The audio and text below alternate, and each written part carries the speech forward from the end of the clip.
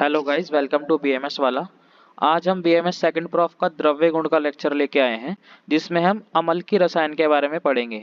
आज से हम सारे ड्रग्स कवर करना शुरू करेंगे, जिसमें हम सबसे पहले अम्ल की के बारे में पढ़ेंगे। तो अम्ल की क्या होता है? अम्ल की एक रसायन है जिसका हमने गण क्या माना गया है, वय, स्थापन, त्रिफला और रसायन। इसमें हम सिलेबस के अकॉर्डिंग पढ़ेंगे कि हमें जितना इनफ है उतना ही हमें सिर्फ पढ़ना है। गण क्या बताया गया है? वय, स्थापन, त्रिफला और रसायन। लैटिन नेम इसका एम्बलिका ऑफिसिनालिस और फैमिली नेम इसका यूफोर्बिशी, इसकी फैमिली बताई गई है। ये हमें तीनों याद करना मस्ट है। उसके बाद एक इंपॉर्टेंट चीज इसमें आती है प्राय, कि आंवला के या फिर अम्ल की क्या और क्या क्या प्राय हैं। आंवला इसका हिंदी नेम है, उसके बाद से धात्री, उसके बाद आंवला और अमल की, ये सब इसके नाम ही। ये धातु पोषण करती है और इसको एक ये भी कह सकते हैं कि माता के समान जो पोषण करती है उसे अमल की कहते हैं। और इसके और क्या प्राय बताए गए हैं? अमृत फलम, वयस्था, कायस्था, शिवम, वीर्यम, कोलकम, शीतफलम, वृश्य और षड्रसा। जिसमें शिवम और वीर्यम जो है गुड पोटेंसी के लिए इसे बोला जाता है, और कोलकम जैसे एक कोल जो 5 ग्राम का होता है उसके समान इसको माना गया है। वृश्य जो वृद्धि करती है शुक्र की, षड्रसा जिसमें षड्रस पाए जाते हैं कभी, और शीत फलम जो ठंडक देती है। अमृत फलम अमृत के समान जो सुख प्राप्त कराता है वो फल इसको बोला गया। ये इसके प्राय हैं। अगला इसमें आता है स्वरूप, की दिखता कैसा है। इसके वृक्ष होते हैं और वृक्ष मध्यम प्रमाण की होती हैं, जो कि 20 से 25 फीट के होते हैं। अगला इसमें बताया गया इसके पत्र। पत्र किस तरह के होते हैं? आयतकार इसके पत्र होते हैं और इमली के पत्ते के समान नजर आते हैं। जैसे कि इमली के पत्ते होते हैं वैसे इसके पत्र नजर आते हैं। आगे इसका पुष्प, पुष्प इसके पीत वर्ण के बताए गए हैं और गुच्छों में बताए गए हैं। फल, फल पिताब रंग का होता है, गोलाकार होता है और 6 खंडों में विभाजित होता है। मतलब इसके 6 पार्ट्स हम इसके फल में देख सकते हैं, जैसे कि हमने इमेज में भी देखा है। इसमें ये जो लाइंस बनी हुई है ये इसका विभाजन है। आगे इसमें बताया गया इसके बीज, बीज कैसे होते हैं? षटकोण बीज होते हैं इसके।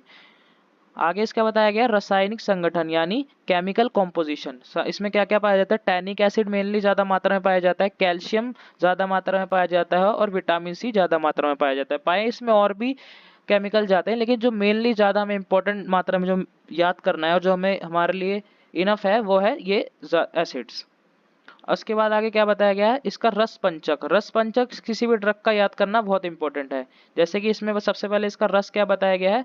रस बताया गया है पंच रस, यानी इसमें 5 रस पाए जाते हैं। लवण रहित इसमें लवण नहीं होता और अम्ल प्रधान इसमें रस होता है, मतलब अम्ल जो है रस इसमें ज्यादा होता है। दूसरा इसमें बताया गुण। गुण क्या क्या है इसके? गुरु, रुक्ष, शीत, वीर्य, शीत बताया गया है, विपाक, मधुर बताया गया है। और कर्म, कर्म इसका इंपॉर्टेंट है। कर्म इसका है त्रिदोष हर, मतलब तीनों दोष को हरता है यानी कम करता है। और विशेषता पित्त शमन का कार्य करता है। वात को कैसे कम करेगा? अपने अमल रस के कारण। पित्त को मधुर और शीत गुण के कारण। और कफ को कम करेगा अपने रुक्ष और कषाय नेचर के कारण। ये त्रिदोष हर माना गया है। आगे इसके आते हैं रासायनिक कर्म। रासायनिक कर्म इसका जरा वृद्धि नाशक होता है, मतलब बुढ़ापे को कम करता है। और मेदोहर होता है यानी फैट को भी कम करता है। आगे इसमें बताया गया है इसके कार्य, मतलब इसके दोष और उसका कर्म क्या है और क्या प्रयोग है। सबसे पहले बाह्य कर्म इसका क्या बताया गया है? दाह शामक यानी जलन को कम करता है, नेत्र रोग आंखों के लिए बहुत अच्छा है, और केशिया यानी हमारी बाल भी बढ़ाता है। अभ्यंतर, अभ्यंतर यानी हमारे नाड़ी संस्थान पे कैसे कार्य करता है? बल्य, बल देने का काम करता है और शक्तिवर्धक होता है, मतलब हमारे नाड़ी संस्थान को या फिर हमारे मस्तिष्क वगैरह को हमें बल देने का कार्य करता है। आगे इसमें क्या बताया गया? पाचन संस्थान यानी हमारे डाइजेस्टिव सिस्टम पे कैसे काम करेगा? दीपन का कार्य करेगा, अनुलोमन का कार्य करेगा, अल्प मात्रा में स्तंभन करता है और ज्यादा मात्रा में स्त्रसन का कार्य करता है। रक्त वह संस्थान पे क्या बताया गया है?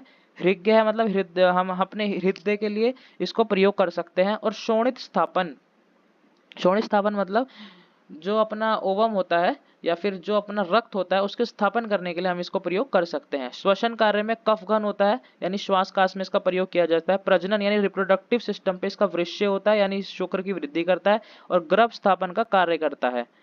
आगे इसमें बताया मूत्रव्य संस्थान में, मूत्रव्य संस्थान में बताया गया मूत्रल, मूत्रल यानी मूत्र जनन, मूत्र को बढ़ाता है। प्रमेह घन, प्रमेह घन मतलब जो हमारी डायबिटीज होता है उसके लिए भी ये बहुत अच्छा बताया गया है। आगे इसमें त्वचा, त्वचा के लिए कुष्ठ घन है यानी हम अगर त्वचा रोगों में इसका प्रयोग कर सकते हैं।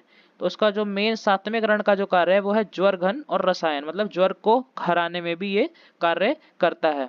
अगला किसी भी ड्रग को याद करने के लिए इंपॉर्टेंट होता है उसके ये वाली चीजें याद करना, जैसे सबसे पहले प्रयोज्यांक, मतलब उसका कौन सा अंग प्रयोग हो रहा है। जो इसमें आमलकी में यूज होता है फल, मात्रा कितनी प्रयोग होती है अमलकी की?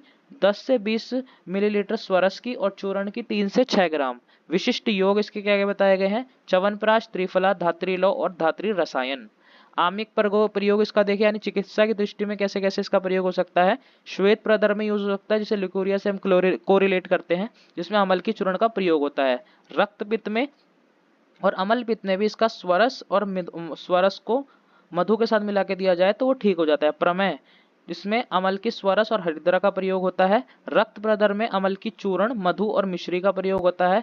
अर्श रोग में अमल की चूर्ण और दही की मलाई का प्रयोग किया जाता है। और स्वर भेद में हम चूर्ण, अमल की चूर्ण और दूध का प्रयोग कर सकते हैं। तो थैंक यू गाइज, इस वीडियो में इतना ही, मिलते हैं नेक्स्ट वीडियो में।